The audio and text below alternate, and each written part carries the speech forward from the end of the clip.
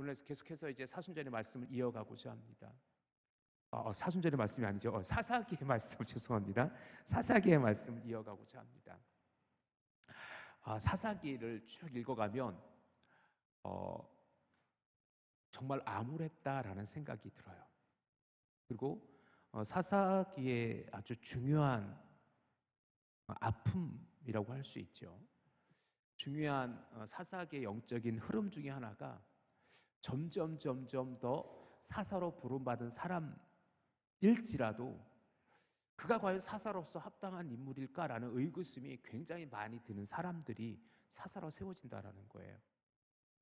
그러니까 사사기는 하나의 어떤 반복되는 패턴으로 우리가 지금까지 보았던 것처럼 이스라엘 백성들이 우상을 섬기고 하나님께서 그들을 책망하여 이방 족속에게 파시고 그리고 그들의 압제를 당하고 그렇게 해서 그들이 다들 부러지셨을 때 하나님께서 사사를 보내시고 그들에게 평화를 주세요.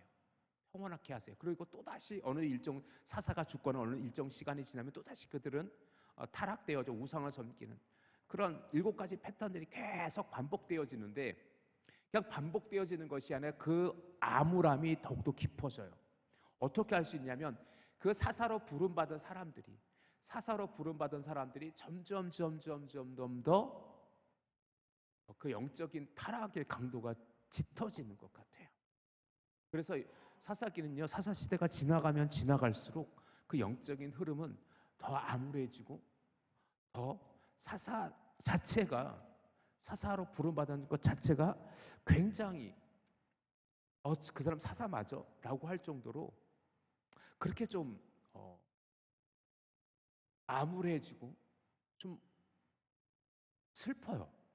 그래서 사사기를 읽으면 그래서 이거 자칫 사사기를 잘못 읽으면 하나님이 살아계신 거 맞아? 라는 생각이 들 정도로 그럼에도 불구하고 사사를 읽을 때마다 사사기를 읽으면서 우리는 또다시 그러면 우리는 지금 어떻게 살아가야 되지? 우리가 어떤 하나님을 왜 찾아야 되는지에 대한 답을 더 분명히 얻을 수 있어요. 이제 오늘 입다라는 사람을 새롭게 우리가 만나게 될 거예요. 입다라는 사사는요 아주 특별해요. 그는 하나님을 잘 알았을까? 그가 하나님을 잘 알았을까? 라는 물음표도 있어요. 어쨌든 그는 하나님의 사사로 부름받았는데 그 이야기를 오늘부터 하려고 해요. 먼저 사사 시대 입다가 부름받기 전의 시대를 잠시 우리가 지난번에 말씀을 통해서 다시 한번 보면 어떤 시대였었어요? 사사 입다가 있기 전에 우리는 2명의 소사사를 봤어요. 그것이 돌라와 야일이었어요. 돌라와 야일 시대는 하나님께서 평온케 하셨던 시대였었어요. 그런데 돌라라는 사사는 아비멜렉 이후에 분열되어져 있고 갈등하는 이스라엘을 회복하는 그래서 구원했다라는 표현이 있는 나름대로 사사로서의 역할을 감당했던 사람이 돌라라는 사사예요. 근데 돌라라는 사사도 전쟁은 하지 않았어요. 치리자의 사사로서의 그 말 그대로 저지, 감독관 혹은 재판관 혹은 치리자로서의 사사의 역할을 감당했던 사람이 돌라였었어요. 그런데 그 다음 사사인 야일은요 사사긴 사사인데 무슨 일을 했는지 도무지 알 수가 없어요. 그냥 야일은 잘 먹고 잘 살았어요. 그는 30명의 자녀를 두었고 자녀마다 오늘날에는 자가용 같은 그 당시 무엇을 어린 나귀 새끼들을 그 자녀들마다 주었어요. 그리고 그냥 살았어요. 그리고 끝났어요. 그렇게 평온의 시대가 지나고 나서 또 다른 문제가 생겼는데 뭐냐면 또다시 이스라엘 백성들이 뭐예요? 우상을 섬겨요. 지난주에 살펴봤던 것처럼 6절에 보니까 우리 사사기 10장 6절 한번 다시 한번 가보실래요? 사사기 10장 6절 시작. 이스라엘 자손이 다시 한번 같이 읽어봅시다. 사사기 10장 6절 시작. 이스라엘 자손이 다시 여호와의 목전에 악을 행하여 바알들과 아스다롯과 아람의 신들과 시돈의 신들과 모압의 신들과 암몬 자손의 신들과 블레셋 사람들의 신들을 섬기고 여호와를 버리고 그들을 섬기지 아니함으로 온갖 신들을 온갖 우상들이 다시 이스라엘 가운데 가득하게 돼요.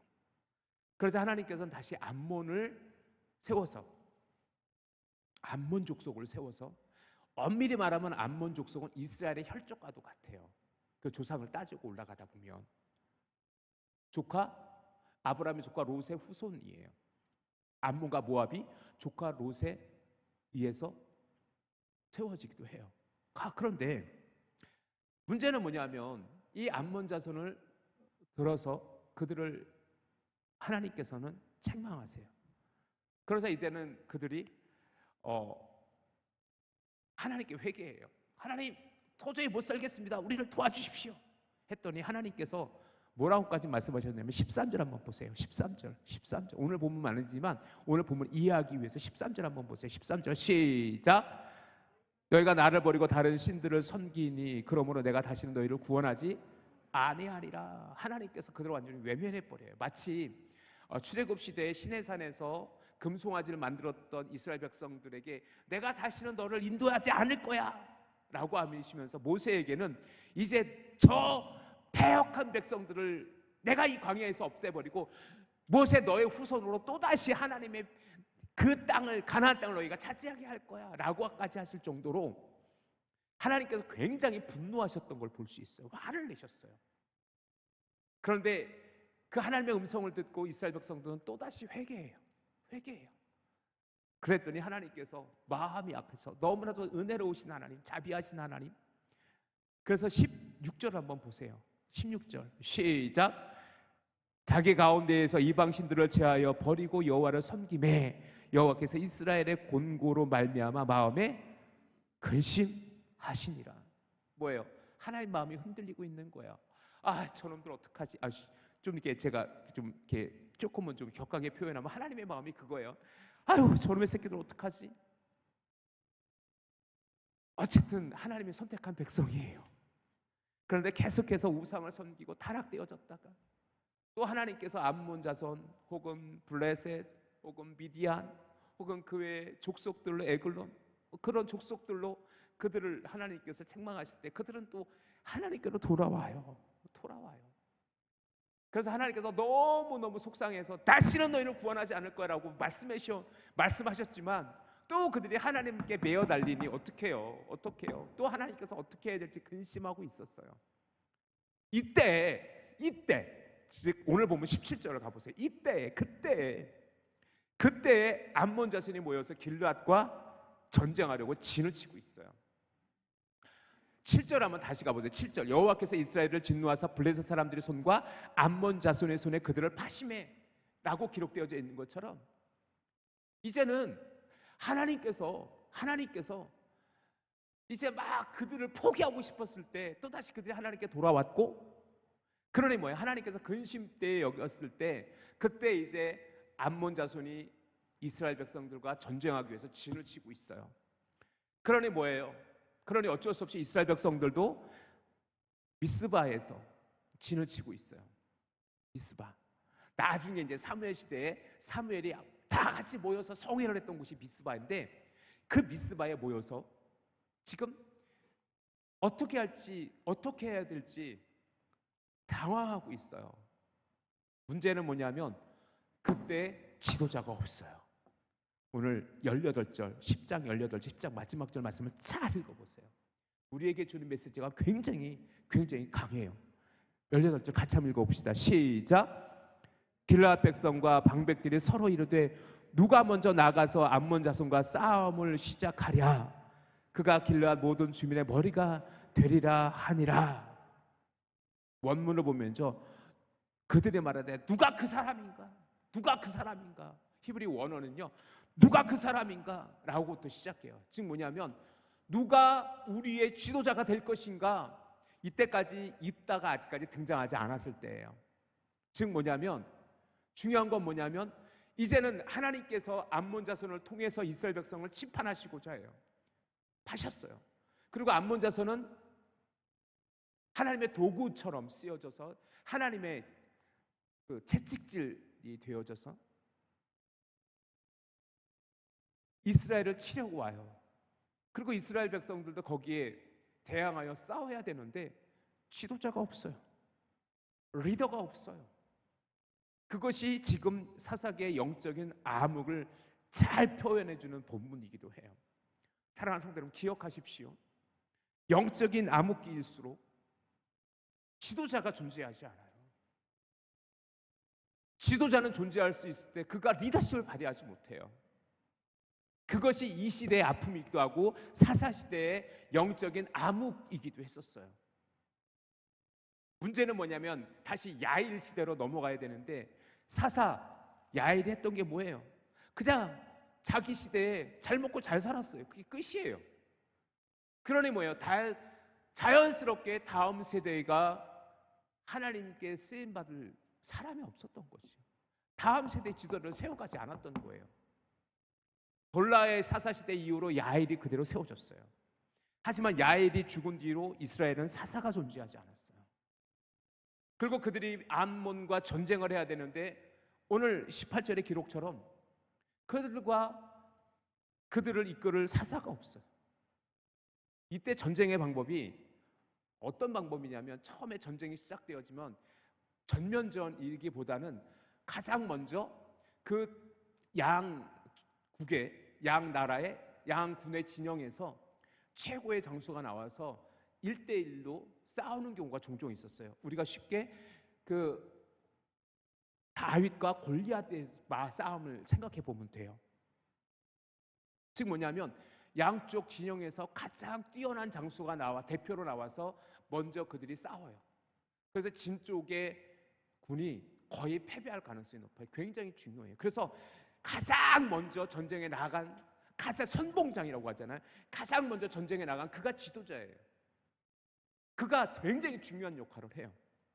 그런데 지금 18절에 보니까 그 사람이 없는 거예요. 누가 우리를 위하여 먼저 싸움에 나갈 것이냐? 누가 그 사람이냐? 누가 싸움을 시작하랴? 누가 우리를 이끌고 저 앞으로 나갈 것이냐? 거기에 대한 암울함이 있었던 거예요. 중요한 것은 여기서 우리가 한 가지 영적으로 깨달아야 될 것은 뭐냐면, 우리 시대에 주어진 가장 큰 숙제도 바로 이거라는 거예요. 다음 세대를 세워가는 것. 다음 세대를 세워가는 것. 솔직히 우리가 대통령 선거를 하고 총선을 하고 지방선거를 하지만 늘 하는 소리는 뭐예요? 뽑을 사람이 없다라는 거예요. 그거 아십니까? 교회도요. 지금 우리 교단도 마찬가지예요.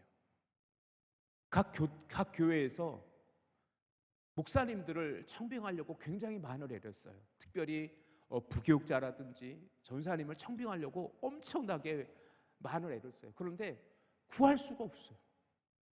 여전히 신학교에서는 신학생들이 배출이 돼요. 1년에 우리 교단에서도 100명이 넘는 목사님이 새롭게 안수를 받아서 목사님들로 세워져요. 그런데 정작 교회에서는요, 청빙할 만한 목사님이 안 계시다고 아우성이에요. 지금 각 교회 은퇴하시는 목사님이 계실 때 그 교회에서 담임 목사님을 다시 청빙해야 되는데 합당한 사람을 뽑지 못해서 굉장히 오랜 시간이 걸리기도 한다고 합니다. 중요한 건 뭐냐면, 지금 우리 세대의 다음 세대의 지도자는 누구인가? 그것이 얼마나 중요한 화두로 되어 있는지 몰라요. 우리나라의 정치 지도자, 한국교회 지도자들, 지금 2023년 현재 한국교회의 가장 큰 슬픔은 뭐냐면, 대표하는 정말의 영적인 지도자가 잘 보이지 않아요. 한때 한경직 목사님, 한때 우리 교단의 정진경 목사님, 한때 옥하는 목사님, 하영조 목사님, 그리고 은퇴하셨지만 이동원 목사님, 이재철 목사님, 조용기 목사님, 이런 1990년대, 80년대, 2000년 초반까지 한국교회의 영성을 이끌어 가시던 분들이 한 분, 두 분 하나님의 나라로 가고, 그리고 은퇴를 하시고, 그러면서 한국교회는요, 정말 한국교회 이분이 영적인 리더야라고 하실 만한 분이 잘 안 보여요. 그것이 저만의 이야기가 아니라 모든 목사님들의 공통된 이야기이기도 해요. 그러면서 한국교회는 코로나19를 지나면서 어떤 위기를 봉착해 있냐면 다음 세대들이 교회 학교가 무너지고 있어요. 우리 교회도 그런 현실에 맞닥뜨려 있잖아요. 단지 인구 감소라고 이야기하기 이전에 정말 한국교회가, 우리 교회가 정말로 다음 세대를 온전히 세워가고 있는가? 다음 세대를 위해서 투자하고 있고 그들을 위해서 기도하고 있는가의 문제는 아주 심각하게 받아들여야 될 문제이기도 해요. 우리가 끊임없이 기도하고 다음 세대를 세워가고 다음 주일이 이번 주 말고 다음 주일이 서울신학대학교 주일이기도 한데 다음 세대를 이끌어갈 영적 지도자를 세워가는 일이 얼마나 시급한지 몰라요. 학령 인구 감소에 한국 전국에 있는 모든 신학대학교 신학과들이요 다 미달이에요. 정말 감사한 거는 서울신대 신학과는 아직까지 미달은 되지 않았어요. 그런데 감신대, 장신대, 고신대 대표적인 우리 한국교회 신학대학교의 신학과는요 거의 다 미달이에요. 헌신하지 않아요. 이것이 사사시대와 오늘 한국교회, 한국세대와 무엇이 다르냔 말이죠. 굉장히 우리가 중요하게 다루고 기도해야 될 문제이기도 합니다. 오늘 18절에, 오늘 18절에 그때 누가 우리를 위해 싸울까? 그때 사사 입다가 드디어 우리의 주인공이 사사 입다가 등장하기 시작해요. 우리 11장 1절 한번 읽어봅시다. 11장 1절 시작. 길르앗 사람 입다는 큰 용사였으니 기생이 길르앗에서 낳은 아들이었고, 이렇게 기록되어져 있는데 입다라는 사람의 해석이 너무나도 엇갈려요. 입다라는 사람은 큰 용사라고 기록되어져 있어요. 성경에서 또 다른 사사 중에 한 명이 큰 용사로 기록되어져 있는 게 누굽니까? 바로 기드온이었었어요. 그죠? 기억나시죠? 기드온은 큰 용사라고 기록되어져 있지만 실상은 어때요? 그 사람은 포도주틀에서 밀을 수확했던 사람이에요. 그래서 오늘 1절에서 길르앗 사람 입다는 큰 용사였다라는 것이 결과론적인 해석일 수 있다라는 거예요. 결국 사사로서 나중에 결과론적으로 이스라엘 백성들에게 승리를 주었기 때문에 큰 용사로 기록되어져 있을 가능성이 높아요. 그러면 입다라는 사람은 제가 처음 설교 초입에 사사시대 사사들이 지나가면 지나갈수록 영적인 암울함을 이야기하고 있듯이 사사 입다가 그런 존재라고 생각해요. 저는 그 의미들을 다시 제가 왜 그렇게 생각하는지 이제부터 잘 설명할 테니까 오늘은 조금 여러분에게는 복잡하게 들릴 수 있는데 굉장히 중요한 이야기를 할 거예요. 사사 입다는 사사로 하나님께 쓰임 받았지만 그는 뭐예요? 기생 출신이에요. 기생의 아들 출신이에요. 1절에도 나왔지만 기생 길르앗에게서 낳은 아들이었었어요. 쉬운 말로 천한 존재예요. 천한 존재. 그리고 또 한 가지 문제는 뭐냐면 그 길르앗이라는 사람이 본처에서 또 다른 아들을 낳았을 때 그 길르앗의 아들들로 인해서 쫓김을 당해요. 2절 한번 보세요. 2절 보세요. 시작. 길르앗의 아내도 그의 아들들을 낳았더라. 그의 아내의 아들들이 자라매 입다를 쫓아내며 그에게 이르되 너는 다른 여인의 자식이니 우리의 아버지의 집에서 기업을 잊지 못하리라 한지라. 이 본문에서 첫 번째 뭐냐면 그 입다는요 위기, 즉 뭐냐면 사람 취급을 받지 못했어요. 그리고 여기서 너는 다른 여인의 자식이다. 여기서 다른 여인이라는 뜻이 뭐냐면 천한 여인, 죄 많은 여인, 그래서 기생이라는 것을 다시 한번 표현하고 있고요. 그리고 아버지의 집에서 기업을 잊지 못할 것이다 라는 것은 뭐냐면 우리 가문에서 당신을 아들로 취급하지 않아, 당신을 취급하지 않아 라고 얘기하는 거예요. 즉 뭐냐면 완벽히 그의 아버지 집에서 배제되어졌던 사람이에요. 누구하고 똑같아요? 아비멜렉과 똑같은 사람이에요. 아비멜렉이 어땠어요? 기드온의 첩의 아들이었었어요. 그리고 나서 잔인하게 기드온의 70명의 자녀들을 몰살시켰던, 그리고 스스로 왕이 되어졌던 사람이 아비멜렉인데, 아비멜렉과 똑같은 출생을 가지고 있어요. 즉 지금 아비멜렉 시대의 그 죄악들을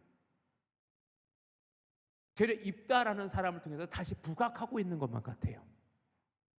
또 한 가지 문제는 뭐냐면, 그가 그 어려움을 당했을 때 그는 도움을 구했었어요. 7절 한번 가보세요. 7절 한번 가보세요. 시작. 입다가 길앗 장로들에게 이르되 너희가 전에 나를 미워하여 내 아버지 집에서 쫓겨내지 아니하였느냐? 이제 내가 환난을 당하였다고 어찌하여 내게 왔느냐 하리라. 무슨 얘기냐면, 이 나중에 입다가 큰 군사력을 가지고 있는, 쉬운 말로 말하면 도적대가 되어져요. 도적대가 되어지는데, 그것을 그때 당시 누구에게도 도움을 구할 수 없자 그 장로들이 입다에게 가서 우리를 도와달라고 했을 때 했던 얘기가 이 얘기예요. 내가 내 아버지 집에서 쫓겨났을 때 너희들은 나를 쫓아내지 않았느냐? 그렇고 나한테 도와달라고 파렴치한 사람들, 이렇게 입다가 얘기했던 거예요. 이 부분은 다음 주에 한 번 더 보기로 하고 3절을 읽어요. 3절이 오늘 되게 중요한 본문이에요. 3절을 어떻게 이해하느냐에 따라서 입다를 전혀 다르게 이해할 수 있어요. 3절 시작. 이에 입다가 그의 형제들을 피하여 돕 땅에 거주하며 잡류가 그에게로 모여와서 그와 함께 출입하였더라. 마치 홍길동 같아요. 홍길동 같아요. 우리나라로 치면 이 입다라는 사람은요, 홍길동하고 똑같아요. 홍길동도 뭐예요? 홍길동도 아버지를 아버지라 부르지 못하고 그렇게 의적이 되죠. 의적이 돼요. 입다도 마찬가지예요. 아버지를 아버지라 부르지 못해요. 아버지의 유산을 유업으로 받지 못해요. 그래서 쫓겨났어요. 그래서 그가 어떻게 하냐면 돕 땅이라는 곳이에요. 돕 땅은 뭐냐면 토브라는 데에서 유래된 땅인데 좋은 땅이에요. 길르앗 그 주변에 있는 땅으로 알려져 있어요. 그 땅에서 거류민들과 잡류라는 표현이 되어져 있는데, 이 잡류들, 즉 뭐냐면 불황자들과 함께 생활하게 돼요. 그러면서 많은 불황자들과 더불어서 뭐예요? 함께 출입했다라는 단어는 야차라는 단어가 쓰이는데 탈취하다, 약탈하다라는 뜻이에요. 근데 쉽게 표현하자면 이 입다는 이때 어떤 사람이냐면 아주 쉬운 말로 산적이 돼 있어요. 돕 땅의 산적이에요. 돕 땅의 산적인데 많은 사람들이 그를 쫓아요. 그 사람들을 뭐냐면 잡류라고 표현하고 있어요. 잡류. 아나심 레킴이라는 단어예요. 아나심 레킴. 이것은 뭐냐면 텅 빈 자들, 지금 아무것도 없는 자들, 말 그대로 그러니까 산적이에요. 자기 것이 아무것도 없는, 즉 뭐냐면 아무 소유도 갖지 않고 있는, 그래서 남들을 약탈해서 먹고 사는 그런 사람들이에요. 그런 사람들의 우두머리가 되어져 있는 거예요. 그런데 여기서 해석이 두 가지로 갈려버리는데 어떤 해석을 하냐면 마치 다윗과 같다라는 거예요. 다윗과 같다. 여러분이 사무엘상 22장 2절 한번 찾아가 보세요. 사무엘상 22장 2절. 사무엘상 22장 2절 한번 찾아가 보세요. 다윗이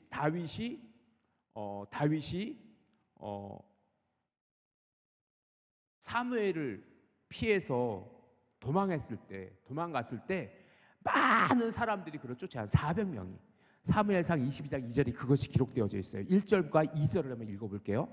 사무엘상 22장 1절 2절. 그러므로 시작. 그러므로 다윗이 그곳을 떠나 아둘람 굴로 도망하매 그의 형제와 아버지의 온 집이 듣고 그리로 내려가서 그에게로 이르렀고 환난 당한 모든 자와 빚진 모든 자와 마음을 원통한 자가 다 그에게로 모였고 그는 그들의 우르버니가 되었는데 그와 함께한 한 자가 한 400명 가량 이었더라 라고 해서 마치 이 입다가, 다시 본문으로 넘어오세요. 입다가 마치 다윗과 같이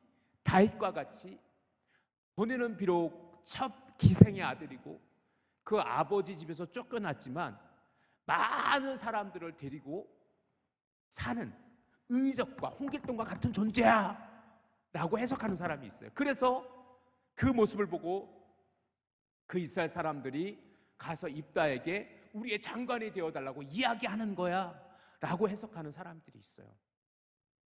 그래서 입다는 의적이고 좋은 사람이고 비록 출신은 천하지만 하나님께 쓰임받을 만한 용사였어 라고 본문을 이해하기도 해요.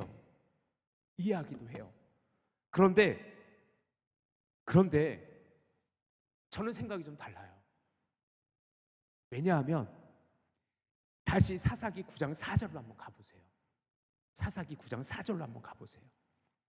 사사기 9장 4절로 한번 가보세요. 사사기 9장 4절로 가보세요. 사사기 9장 4절 다시 한번 읽어볼게요. 아비멜렉 이야기의 9장 4절 시작. 바알보리 신전에서 은 70개를 내어 그에게 주매 아비멜렉이 그것으로 방탕하고 경박한 사람들을 사서 자기를 따르게 하고. 여기서 아까 잡류라는 표현이 아나심 레퀴임이라는 단어가 쓰인다고 그랬죠. 히브리 원어 아나심 레퀴임이라는 단어가. 그런데 이 사사기 9장 4절에서는요 경박한 사람들이라는 표현이 아나심 레퀴임이라는 사람, 아나시 레퀴임, 똑같은 잡류라는 단어로 사용되어지고 있어요. 즉 뭐냐면 이 입다라는 사람은요 다윗과 같은 존재가 아니라 아비멜렉에 가까운 사람일지 몰라요. 악한 사람이에요. 그는 그저 산적일 뿐이에요. 홍길동과 같은 의적도 아니에요. 그저 자신의 신분에 기생의 아들이고 아버지에게 쫓겨나서 리더십은 있었어요. 그래서 그 잡류들을 모아다가 뭐예요? 부양자들을 모아다가 스스로 산적이 되어져서 약탈해서 먹고 사는 그런 사람일 수도 있어요. 그런데 문제는 뭐냐면 그 입다를 이스라엘 백성들은 뭐라고 칭하고 싶어요? 장관이라고 칭해주겠다고 얘기해요. 우리를 도와달라고 부탁하는 존재로 되어져 버려요. 그래서 입다는 처음에 그를 거절했던 이유가 당신들이 내가 아버지 집에 쫓겨났을 때 나를 도와주지 않았냐 라고 거절하기도 했었어요. 결과로는 목사님 그러면 결과로는 하나님께서 입다를 사용하셨잖아요. 그럼 목사님이 잘못 이해한 거 아니에요? 라고 질문을 할 수 있어요. 그런데 이것은 무엇을 얘기하는 거냐면 그만큼 사사시대가 더 암울해졌다는 반증이라는 거예요. 도저히 그 당시에는요 하나님께 쓰임받을 만한 사람이 너무 없어서 하나님께서 입다라 같은 존재마저도 쓸 수밖에 없었다는 것을, 그만큼 시대적인 암울함을 이야기하는 거지, 입다가 거룩한 존재, 의로운 존재, 하나님께 쓰임받는 사람이라고 이해할 수 없다라는 거예요. 되려 입다라는 사람이 사사가 되어졌다는 것은 뭐냐면 그 시대가 더욱더 암울해졌다는 것을 의미하는 거예요. 더욱더 하나님의 영광이, 하나님의 거룩함이 가리워졌음을 반증하는 사람이 되려 입다일 수 있다라는 거예요. 물론 입다는 아말렉을 쫓아내고 암몬 대손과의 전쟁에서 승리를 해요. 그렇다고 해서 입다가 미화되어서는 안 돼요. 입다라는 존재가 아름답게 포장되어져서도 안 돼요. 분명히 어떤 목사님은 그렇지 않아, 입다는 다윗과 같은 존재야, 입다는 우리나라의 홍길동과 같은 의적이야 라고 해석하시는 분들도 있어요. 하지만 제가 아무리 히브리 원어를 보고 본문을 해석하고 주석책을 봐도 입다는 그런 사람이 아니에요. WBC라는 월드 비블리컬 커멘터리라는 그 주석책을 보니까 그냥 그렇게 입다를 어떻게 표현하고 있냐면, 입다는 그렇게 불황자가 돼 있었다. 입다는 그냥 불황자다, 산적이다라고 그렇게 해석해 버려요. 중요한 건 뭐냐면, 제가 오늘 자꾸 이 이야기를 왜 자꾸 강조하냐면, 다음 세대가 세워지지 않으면, 하나님의 거룩한 백성이 세워지지 않으면 하나님의 입다 같은 사람들도 쓸 수밖에 없다라는 거예요. 그만큼 영적인 침체를 이야기하는 거예요. 영적인 암흑기를 이야기하는 거예요. 결과론적으로 입다가 그러면 암몬을 이겼으니까 입다는 거룩한 사람 아니야? 입다 하나님이 쓰신 사람 아니야? 그렇게 결과론적으로 해석하지 말자라는 거예요. 중요한 건 뭐냐면, 지금 우리 시대에 우리가 해야 될 일은 뭐지? 거룩함을 지켜가는 거예요. 하나님을 세워가는 거예요. 하나님의 사람을 세워가야 된다라는 것입니다. 사사시대는요, 하나님이 침묵했던 시대예요. 그래서 결국 이스라엘 백성들 얼마나 다급했으면, 얼마나 사람이 없으면 자기들을 약탈하는, 자기들이 기생의 아들이라고 내어 쫓았던 입다에 가서 우리를 도와달라고 손을 내밀어야 됐었고, 하나님께서는 그 입다를 사사로 사용하실 수밖에 없었어요. 이것이 영적인 암흑기 아닙니까? 사랑하는 성도 여러분, 우리 교회가 10년 후, 20년 후 어떤 모습으로 남아져 있을까요? 그때 여전히 우리 교회는 하나님의 영광을 드러내는 교회가 되어질 수 있을까요? 그때에도 여전히 우리 교회는 하나님의 복음의 사명을 감당하고 있을까요? 아니면 유럽의 교회처럼 그저 노인 몇 명이 앉아서 그렇게 죽어가는 교회가 되어질 수 있을까요? 되어져 버리고 말진 않았을까요? 기감이에요. 그러기에 저는 더 절실해요. 다음 세대를 세워가고, 지금 한 영혼이라도 더 주님 앞에 복음으로 이끌어가고, 그래서 저는 더 절실해요. 더 간절해요. 하나님, 어떻게 해야 되시오? 다음 세대 하나님의 사람이 세워지지 않는다면, 그렇게 하나님의 영광이 가려워지는 그런 시대가 온다면 우리는 어떻게 해야 되죠? 하나님 도와달라고 그렇게 기도할 수밖에 없어요. 그래서 우리는 다시 일어나야 돼요. 다시 주님 앞에 서서 우리 교회를 거룩한 믿음의 공동체로 다시 하나님의 부흥을 경험하며 하나님의 사람들이 세워져 갈 수 있기를 하나님 도와달라고 기도하셔야 돼요.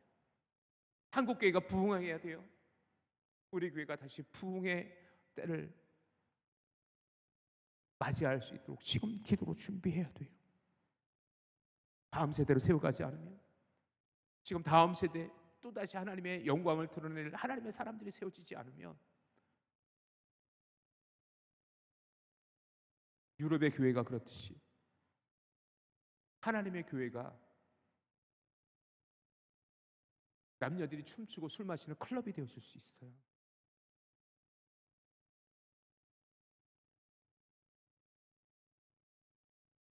하나님의 교회가 이단에게 팔려져 가는, 십자가가 떨어져 나가는 그런 위기를 맞을 수도 있어요.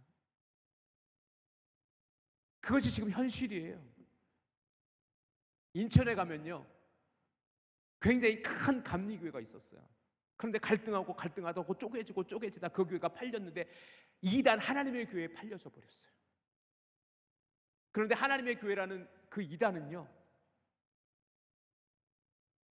그 교회들을 자꾸 사요. 그리고 십자가 먼저 띄워버려요. 인천에만요 그런 교회가 3곳이 넘어요. 전국적으로 하나님의 교회가 십자가가 날아져 가고 이단이 그 건물을 사용하는 교회가 얼마나 많은지 몰라요. 심각한 위기에 처해져 있다는 걸 여러분 기억하셔야 돼요. 바로 입다 시대가 그랬단 말이에요. 하나님의 사람이 불황할, 그것은 결과론적으로 그래서 입다가 그래도 하나님의 사사였다라고 이야기하기 전에 그 사람을 세울 수밖에 없었던 시대적인 암울함을 이야기하고 있다는 것을 우리는 기억해야 돼요. 그것이 오늘 성경을 보는 올바른 이해일 수도 있어요.